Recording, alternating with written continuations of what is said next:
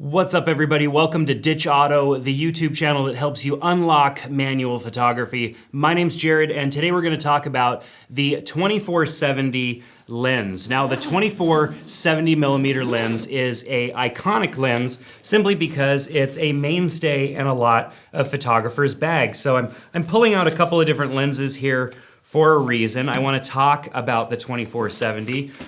This is my think tank bag. It's my smaller bag that I use for just carrying some photography gear around with me on my day-to-day. I did a review of this bag. I'll put a link in the description below. Here are some of my lenses, and I wanted to talk about the 2470 because in our Facebook group, it came as a question. Somebody asked, is the 2470 better than a prime lens, or what would I prefer if I had to choose? I get questions like this a lot because people are looking to make a lens purchase. They aren't necessarily sure what's going to be the best option. Do they want something with zoom, or do they want a fixed focal length lens like a prime lens? So the 2470 was one of the first lenses that I bought as a photographer when I started shooting weddings. The 2470 was it was one of those lenses that everybody was like, this is what you shoot with. I put it on my camera. It's the only lens I use. Maybe I use a 70-200, but the 2470 is what, everybody was using. And I didn't buy it because of that. I bought it because I tried it and I thought this lens covers basically everything that I need in a lens. And it's in one lens. So I put out the money and bought a 2470. Now, I went from having no 2470 to having the top of the line Canon 2470 that they had at the time. There are cheaper 24-70mm lenses for Sony, for Nikon, for Canon. Doesn't matter your camera platform. Most of the camera platforms have a 2470 because it's just that iconic lens that everybody expects. And I know with Canon, with Sony, and even with Nikon, they have a higher end 24-70mm that's usually like a 2.8 aperture. Then they have cheaper ones that may be an f4 aperture, or it may have a variable aperture of 3.5 to 5.6 or something like that. But I went straight to the 2.8. And on my Sony here, I have the 2470 2.8 GM lens, which is fantastic.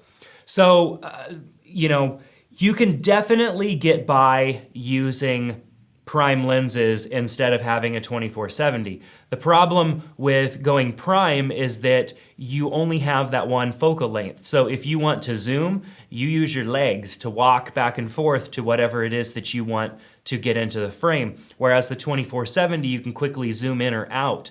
The 2470 is a great lens because it goes 24mm, which is pretty wide. You could shoot landscapes, you could shoot group shots, you could shoot anything, architecture, whatever you want with a 24mm lens. And then you can zoom into 70, and 70mm is a pretty decent portrait focal length. So if you need to get in close on someone, or two people or whatnot, or you're shooting wildlife or something and you can get relatively close, 70mm is pretty good to have. So having that focal length of 24-70 and everything in between is a pretty good option.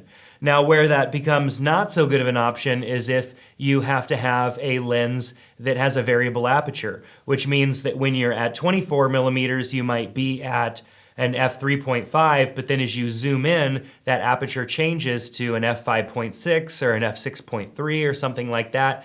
And what that does is when you zoom, it's changing your aperture, which is changing the exposure of your image. And that's a typical thing of lower price point lenses, especially on the smaller end of the zooms. Before you get up into the telephotos, even some of the expensive ones have a variable aperture, but on the lower end of the spectrum, you typically run into that. And that just gives you one extra thing to have to think about and worry about. If you're trying to shoot at 24mm and you're at f3.5 and you zoom in really quick, you're gonna have to make a change to either your ISO or your shutter speed to compensate to make sure that your exposure remains the same.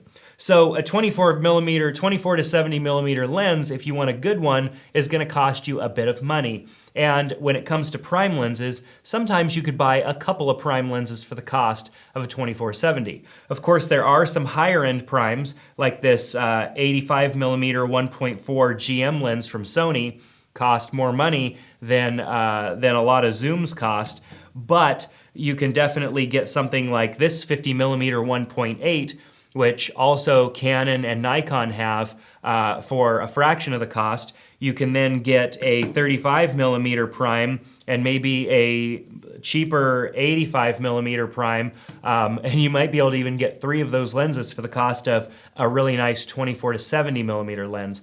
So it really depends. Another nice thing about having a 24-70 zoom is that it's one lens that does all the things. You're not switching lenses constantly to get those different looks out of your photos. You have the ability to zoom. But for me, the main feature of using a 24-70 is having zoom, having that ability to go wide when I need to, zoom in when I need to. And I most often use this lens when I'm shooting weddings, when I'm shooting events and stuff, where there's a lot of things happening around me. And I can't run around like crazy trying to get shots and frame them up nicely in my camera. I want to be able to zoom in, take a shot, pull back, get a wider shot, turn to the side, zoom in, get another shot of things that are going on and be able to react really fast. And you can't do that so much with a prime lens. I mean, certainly you can take a bunch of photos, but you're gonna spend a lot of time cropping, and then you're gonna also find that sometimes you're way too close to something and you wish you could have zoomed out, especially if you end up with a 50 millimeter or an 85 millimeter lens on your camera. There will be times you wish you could have pulled back to 24 and gotten that wide angle shot.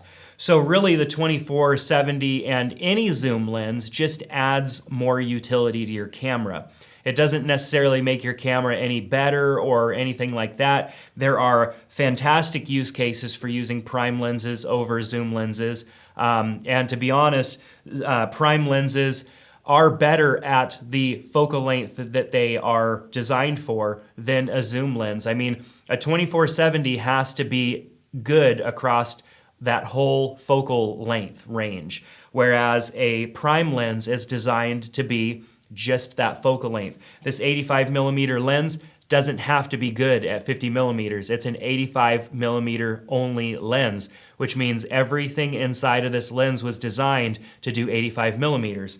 Same thing with this 50 millimeter lens and this other 50 millimeter and this 35. But this 24-70 has to be good at taking photos and producing decent images across that entire spectrum.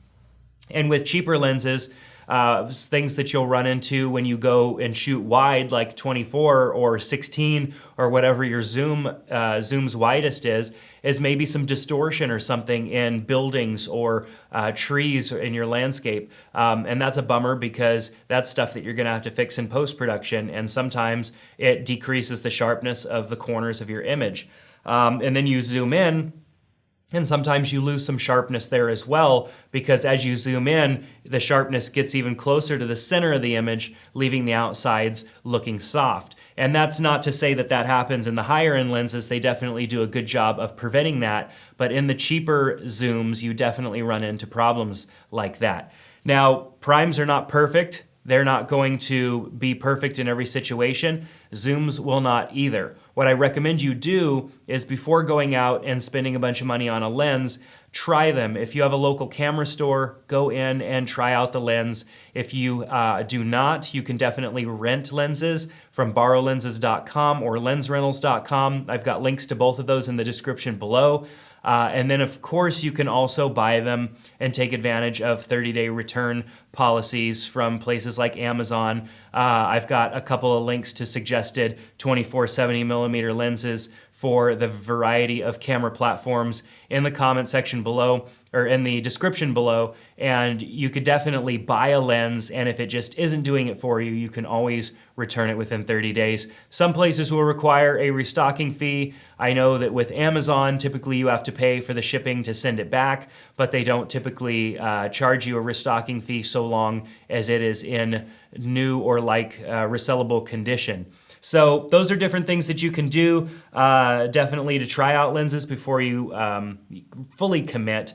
But a 24-70, just to recap, is going to be that lens that gets a lot done in a small package. I mean, look at the size of this lens compared to some of these other lenses. This 24-70 is not much larger than this 50 millimeter and is definitely not much larger than this 85 millimeter. And I get zoom, I get a lot going on here. Yes, it is a lens that extends out in this case, and it usually is with even Canon and Nikon.